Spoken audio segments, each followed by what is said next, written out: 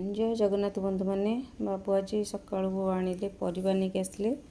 परिवा काटिक देखला गोटे पणस था बोले पणसटे देखा केमती भल अच्छे ना नहीं काटिक देखिले जाओ भल पणसटा था ताको पणस टे कौन कर भाविली कहली पणस कोरमा टे बनईदे पणस काटिली पणस काटिक कोरमा गोटे भजा मसला कली प्रिपेयर कली भजा मसला देखु 2 चामच जीरा 3 चामच धनिया गोटे चामच गोलमरीच टिके जाभेत्री 7-8टी लवंग 8-10टी गुजराती खंडे स्टार नाइस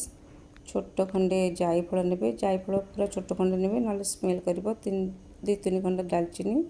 आउ स्टोन फ्लावर जो स्टोन फ्लावर थी पकेबे अल्प टिके ने ये मसला सब भाजिकी गुंड करदे मुझे अधिक सब कर कारण ये जेकोसी तरकारी पकेले भल लगे मसला आमर गुंड प्रिपेयर होगा मुझे 4टी मीडियम साइज पियाज को तादे टिके चीनी गोल देती से चीनी पकई तेल भाजिकी रखिदेली आपण फ्राए करेंगे पियाज आ अदा रसुण बटा से भजा पियाज टे काजू 7-8टी पकई बाटिकी रखिए ये देखते कटा होगा आलू आउ पणस कटा काटिकी धोईकी रखी आउटे काश्मीर लंका गुंड हलदी गुंड ये काजू पियाज पेस्ट आ अदा रसुण बटा अदा रसुण कंचा लंका खंडे पकई और दही हाफ कप नहीं आठ भजा पियाज मुझे रखी दरकार हम सोरिष तेल गरम करी प्रथमे लुण हल्दी दे पणस आलू को सब भाजीदेली आपण मैंने जब छाणिकी करेंगे कोरमाटा भी समस्ते प्राय छाणिकी करते तो मुझे छाणीनी प्राय भाजिकी करे दही से लंका गुंड हलदी गुंड को गोलैकी रखिए तापर सोरिष तेल गरम करी जीरा तेजपत्र फुटी अदा रसुण पकईदे अदा रसुण पकई कषी गलापर जो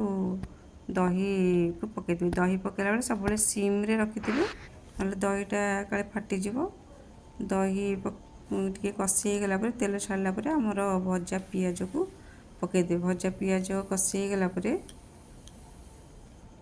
आमर जो भजा मसला गुंड आम रखी से मसला गुंड को पकईदेवा तापर पणस आलू को भजा पणस आलू पकई कषा से मसला कषी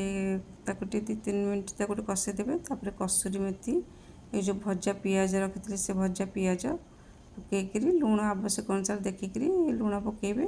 तापर गरम पानी देदेवे आपन जिते पानी रखा दरकार पानी देकर गोटे सीटी ताकू देदेवे कारण पणसटा टिके न सीझे भल लगे गोटा गोटा रही टाण टाण लगे भल लगे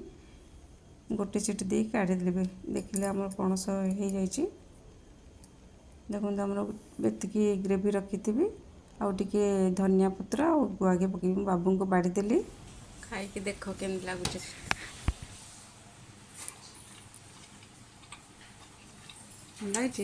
भल पणस कोरमा कर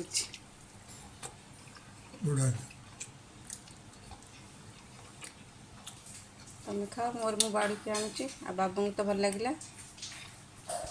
एमती धरे कोरमा बोलांतु वीडियो भल लगे सब्सक्राइब निश्चय करेंगे रोचे जय जगन्नाथ।